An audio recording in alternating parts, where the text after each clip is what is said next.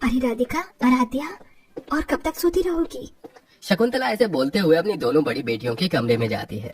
अरे तुम दोनों उठ क्यों नहीं जाती हो? आज मेरी तबीयत ठीक नहीं है, बाहर बारिश भी हो रही है, जरा उठ जाओ और घर का काम करवा लो। माँ, काव्या है तो काम करने के लिए। आपको पूरे घर में हम दोनों ही मिलते हैं क्या सारे काम करवाने के लिए? अपनी छोटी बहन का ख्याल रखो। अरे कितना काम करती है वो, और तुम दोनों सिर्फ आराम करती हो। तुम्हें उसके साथ ऐसा नहीं करना चाहिए।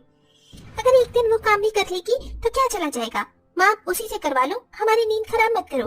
हाँ माँ, उस काली कलूटी को वैसे भी घर के काम ही करने चाहिए। अपनी बहन के बारे में ऐसे क्यों बोलती हो? आखिर वो तुम्हारी छोटी बहन है। वो काली हमारी बहन नहीं है, वो हमारी तरह गोरी नहीं है। अगर वो भी गोरी होती तो हमारी बहन होती। राधिका और आराध्या इतना कहकर सो जाते हैं। शकुंतला अब क्या ही करती, वो बीमारी में भी अपनी छोटी बेटी काव्या के साथ मिलकर घर के सारे काम करती है। कोई बात नहीं माँ, आप आराम कर लो, मैं घर के सारे काम कर लूंगी। आपको परेशान होने की जरूरत नहीं है। एक तू है जो मेरे बारे में इतना सोचती है, और एक तेरी गोरी बहन, इन्हें तो किसी की परवाह ही नहीं। अरे माँ, दीदी के ऊपर गुस्सा मत करो। कोई बात नहीं, मुझे ही उनकी बातों का बुरा नहीं लगता, तो आप क्यों बुरा मान रही हो? आप यहाँ आराम से बैठो, मैं रसोई में जाकर आपके लिए पकौड़े बनाकर लाती हूँ। काव्या रसोई में जाती है और पकौड़े चाय बनाकर अपनी माँ के लिए नाश्ता लेकर आती है। ये लो माँ, नाश्ता कर लो। तुम कितनी अच्छी हो बेटी, तुम मेरा कितना ख्याल रखती हो। और तुम्हारी बड़ी बहन बहुत निकम्मी है, ना तो घर का काम करती है और ना ही उन्हें किसी भी चीज का ख्याल है। शकुंतला अपनी दोनों बड़ी बड़ी बेटियों की बुराई करती रहती है और इधर काव्या की तारीफ करती है। अपने कमरे से ये सब सुनकर राधिका और आराध्या को बहुत गुस्सा आता है, लेकिन वो मुंह बनाकर कमरे से बाहर तक नहीं आती। बहुत हुआ इन दोनों का, और अब मैं इन दोनों को इस घर से भेज दूंगी, यानी कि मैं उनकी शादी करवा दूंगी। अरे वाह माँ, दोनों दीदी की एक साथ शादी करवा दोगी? हाँ हाँ बिल्कुल। इन्हें अपने ससुराल में जाने के बाद पता चलेगा कि घर के काम और घर की जिम्मेदारी कैसे संभाली जाती है। अब शकुंतला अपनी दोनों बेटियों के लिए लड़के ढूंढती है। उसी समय उसे दो लड़के मिल जाते हैं जो ठीक ठाक मिडिल क्लास फैमिली से होते हैं। वो अपनी दोनों गोरी बेटियों की शादी उन दोनों लड़कों से करवा देती है। ससुराल में आने के बाद राधिका और आराध्या घर के काम कर करके थक जाती हैं। घर में कितने काम होते हैं मुझे तो पता ही नहीं था। हमारे मायके में हमारी माँ और वो कल्लू बहन सारे काम खुद ही कर लेती थी। सही कहा तुमने, यहाँ तो हमारे पतियों के साथ साथ सास ससुर और इनका ये चचेरा भाई भी है, जिनके सारे काम हमें अकेले ही करने पड़ते हैं। काश के यहाँ हमारी काली कलूटी बहन आ जाती, नौकरानी रखने के लिए बोला तो सास और पति ने साफ इनकार कर दिया। आराध्या, मेरे दिमाग में कुछ चल रहा है। क्यों ना हम अपनी काली बहन को अपने ससुराल में अपने पतियों के चचेरे भाई से शादी करवाकर उसे यहाँ ले आए, फिर हमें नौकरानी की जरूरत नहीं पड़ेगी। अरे वाह, तुम्हारा आइडिया तो बहुत मस्त है। नौकरानी की कमी खत्म हो जाएगी और नौकरानी से ज्यादा अच्छा काम हमारी काली कलूटन बहन करेगी। साथ में हम उसे अपने पर्सनल काम भी करवा सकते हैं। ऐसा सोचकर राधिका और आराध्या बहुत खुश होती हैं। वो उसी दिन शाम को अपनी माँ को फोन करती हैं और कहती हैं, माँ कैसी हो? दरअसल हमें आपसे कुछ बात करनी है। हाँ हाँ बताओ बेटी, क्या बात करनी है तुम्हें मुझसे? माँ, हम लोग सोच रहे थे कि क्यों ना काव्या की शादी हमारी ही देवर से हो जाए।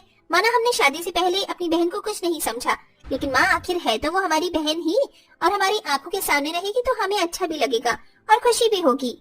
ये सुनकर शकुंतला बहुत खुश होती है। अरे वाह, अभी तो शादी को हफ्ता भर ही हुआ है और तुम्हें अपनी बहन की कदर भी होने लगी। चलो अच्छी बात है। हाँ माँ, हमारे पतियों का एक चचेरा भाई है, अच्छा कमाता है और हमारे साथ घर में ही रहता है। अगर काव्या की शादी उससे हो जाती है तो हमारी काव्या उसके साथ बहुत खुश रहेगी। ठीक है, तुम दोनों अपनी सास से रिश्ते की बात कर लेना। जब तुम्हारी सास मुझे बुलाएंगी तो मैं रिश्ते की बात कर लूंगी। ये सुनकर राधिका और आराध्या दोनों बहुत खुश होती हैं और फोन रख देती हैं, जिसके बाद वो अपनी सास के कमरे में काव्या की शादी के बारे में बात करती हैं। उनके कहने पर उनकी सास विनीता शादी के लिए तैयार हो जाती है। अब दोनों गोरी बहन मिलकर अपनी काली बहन की शादी करवाकर उसे अपने ससुराल ले आती हैं। आ जाओ काव्या, तुम्हारा इस घर में स्वागत है। दोनों बड़ी बहन बहुत अच्छे से गृह प्रवेश करके काव्या को घर के अंदर ले आती हैं। अरे चलो, मैं तुम्हें तुम्हारा कमरा दिखा देती हूँ। आराध्या ऐसा कहकर काव्या को उसके कमरे के साथ साथ पूरा घर और रसोई भी अच्छे से दिखा देती है। ये पूरा घर है और पूरे घर में 3 कमरे हैं। ये तुम्हारा है और उधर हम दोनों के कमरे हैं, और ये है रसोई जहाँ तुम आराम से खाना बना सकती हो। हाँ दीदी, घर तो अच्छा है। देख लो काली बहन, अब तो तुम्हें ही इस रसोई के अंदर दिन रात खाना बनाना है। आपने कुछ कहा क्या? कुछ नहीं कहा, बस अब देखो कि हम जेठानी और तुम देवरानी हो गई। चलो अपने कमरे में थोड़ी देर आराम कर लो।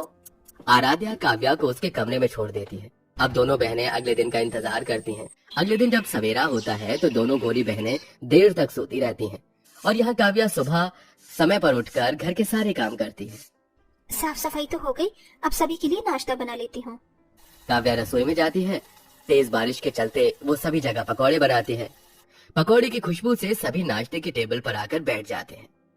ये स्वादिष्ट खुशबू कहाँ से आ रही है? अरे भाई, रसोई में से आ रही है, और कहाँ से? लगता है हमारे छोटे भाई कुणाल की बीवी रसोई में अपनी पहली रसोई की रस्म के चलते कुछ बना रही है। चलो अच्छा है, शादी के बाद एक फायदा तो हुआ, स्वादिष्ट खाना बनाने वाली बीवी आ गई। कुणाल की बात सुनकर सभी हंसने लगते हैं। तभी वहाँ काव्या सभी के लिए नाश्ता लेकर टेबल पर लगा देती है। आप सभी नाश्ता कीजिए, और अगर कुछ चाहिए हो तो मुझे आवाज लगा देना, मैं रसोई में ही हूँ। अरे तुम रसोई में अकेले काम कर रही हो, तुम्हारी दोनों बड़ी बहन कहाँ है? दीदी अभी अपने कमरे में सो रही है। हे भगवान, ये कौन सा समय है सोने का? अब ये रोजाना चलने लगता है। काव्या घर के सारे काम करती है और उसकी दोनों बहनें सोती ही रहती हैं, या फिर उठकर तेज बारिश में भीगने लगती हैं और बीमारी का बहाना लगाकर अपने कमरे से निकलती ही नहीं। सुनो काव्या, ये कपड़े धोने के बाद इस्त्री क्यों नहीं किया तुमने? दीदी मुझे माजी ने काम से बुला लिया है, बस इसीलिए। तुम्हें अभी तक रसोई भी साफ नहीं की, वहाँ बर्तन भी गंदे पड़े हैं। बस दीदी जा रही हूँ, रसोई ही साफ करूंगी अब। काव्या रसोई में जाती है और वहाँ रसोई साफ करने लगती है। तभी राधिका जाकर उसे कपड़े देने लगती है। ये लो, ये कपड़े धो देना। लेकिन बाहर तो बहुत तेज बारिश हो रही है, ऐसी बारिश में कपड़े कैसे धोऊंगी मैं? बारिश में भीगते हुए कपड़े धो लेना, और जब मौसम ठीक हो जाए तो इन्हें सुखा देना, और आज गार्डन की भी सफाई कर देना। बेचारी काव्या अकेले ही सुबह से शाम तक सारे काम करती रहती है। विनीता जब ये सब देखती है तो उसे काव्या के लिए बुरा लगता है। क्या बताऊं, मेरी आज तबीयत ठीक नहीं है। तो तुम्हें घर के काम करने की जरूरत नहीं है, तुम्हारी बहनें हैं तो सही, वो खुद काम कर लेंगी। नहीं जी, मैं जानती हूँ मेरी बहनें कोई काम नहीं करेंगी, और फिर बेचारी मेरी सास, उन्हें काम करना पड़ेगा, जो कि मैं बिल्कुल नहीं चाहती। कमरे के बाहर खड़ी हुई विनीता। काव्या सबके बारे में और मेरे बारे में कितना सोचती है। विनीता ये सुनने के बाद अपनी गोरी बहू को काम बताने के लिए जा रही होती है। तभी वो कमरे के बाहर से उनकी बातें सुनती है। हमारा प्लान तो सक्सेसफुल जा रहा है। जब से इस काव्या घर में आई है ना, हमने काम को हाथ नहीं लगाया है। वो काली कलौटी इन्हीं कामों के लिए बनी है, हमारी बहन कहलाने के लिए नहीं। वो नौकरानी की हैसियत पर ही ठीक है। ये सुनकर विनीता को बहुत बुरा लगता है। तो ये बात है, ये दोनों अपनी काली बहन को दुखी करते हैं, सारे काम उसी से करवाती हैं और खुद बारिश के मजे लेती हैं, यहाँ वहाँ घूमने चली जाती हैं, घर के किसी काम को हाथ तक नहीं लगाती। पर्सनल काम भी ये दोनों अपनी बहन से ही करवाती हैं। लेकिन अब बहुत हुआ, मुझे इन्हें सुधारना ही होगा। उस दिन के बाद से विनीता हर दूसरे दिन काव्या को घूमने के बहाने बाहर ले जाती है, जिससे घर की सारी जिम्मेदारी आराध्या और राधिका के ऊपर आ जाती है और सारे काम उन्हें ही करने पड़ते हैं, जिसके चलते वो एक दिन अपनी सास से कहती है, माँ जी, आप हमेशा काव्या को ही क्यों लेकर जाती हो, हमें क्यों नहीं लेकर जाती? क्योंकि तुमने काव्या से बहुत मेहनत करवा ली, अब उसका आराम करने का वक्त आ गया है और तुम्हारा काम करने का। ये सुनकर आराध्या और विनीता को सब समझ में आ जाता है कि उनकी सास ऐसा क्यों कर रही है, जिसके चलते वो अपनी सास से कुछ नहीं कह पाती। अब धीरे धीरे घर के सारे काम आराध्या और राधिका ही करते हैं, जिससे उन्हें घर के काम करने की आदत भी पड़ जाती है। लेकिन फिर भी विनीता उन्हें कभी भी बाहर नहीं लेकर जाती। माँ जी, अब तो हम घर के सारे काम खुद कर लेते हैं, काव्या से कुछ नहीं करवाते, और अब हमें अपनी गलती का एहसास भी है। कम से कम अब तो हमें बाहर घुमाने के लिए ले जाओ। मैं जानती हूँ कि तुम्हें अपनी गलती का एहसास है, लेकिन उसके बाद भी तुमने अपनी छोटी बहन से अभी तक माफी नहीं मांगी। आराध्या और राधिका दोनों काव्या से माफी मांगते हैं। काव्या उन्हें माफ कर देती है, जिसके बाद वो तीनों बहनें अपने ससुराल में प्यार प्रेम से रहती हैं। जब विनीता दोनों बड़ी बहुओं का अच्छा बर्ताव अपनी काली बहू के प्रति देखती है तो वो भी उन्हें माफ कर देती है और अब वो तीनों को बाहर घुमाने ले जाती है। अब वो सभी एक साथ खुशी खुशी रहने लगते हैं।